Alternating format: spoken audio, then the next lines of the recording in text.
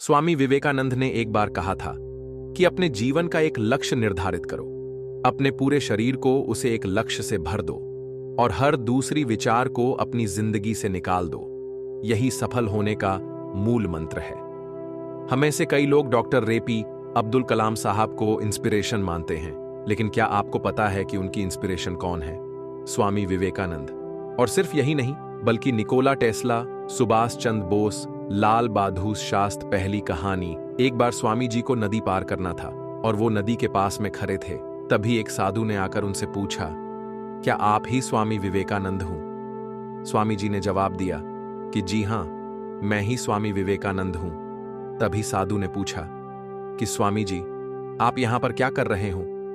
मेरे पास इतना ज्ञान है, उसके बावजूद भी मुझे कोई नहीं जानता, और तुम्हारे पास कोई ज्ञान नहीं, कोई शक्तियां नहीं, उसके बावजूद भी तुम्हें सब जानते हैं। तभी स्वामी जी मुस्कुराए और साधु से पूछा कि तुम्हें यह विद्या सीखने में कितना टाइम लगा? साधु ने कहा कि 15 साल। इतने में स्वामी जी की नाव आ गई और स्वामी जी ने साधु को नाव में बैठाया और वहां से चल दिए।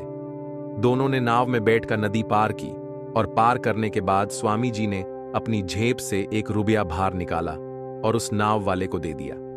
यानी कि दोनों के मिला के 50-50 पैसे, यानी 1 रुपया उन्हें दे दिया। तभी स्वामी जी ने साधु से कहा कि जो काम तुम 50 पैसे में कर सकते थे, उसके लिए तुमने अपनी जिंदगी के 15 साल बर्बाद कर दिया, और अगर यही 15 साल तुम समाज की भलाई में लगाते तो आज तुम्हें भी पूरी दुनिया जानती।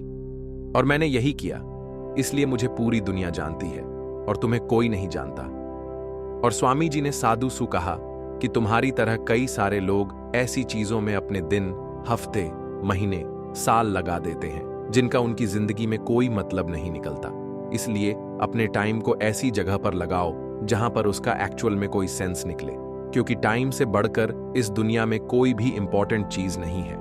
अगर समय बर्बाद तो जिंदगी बर्बाद है। दूसरी कहानी।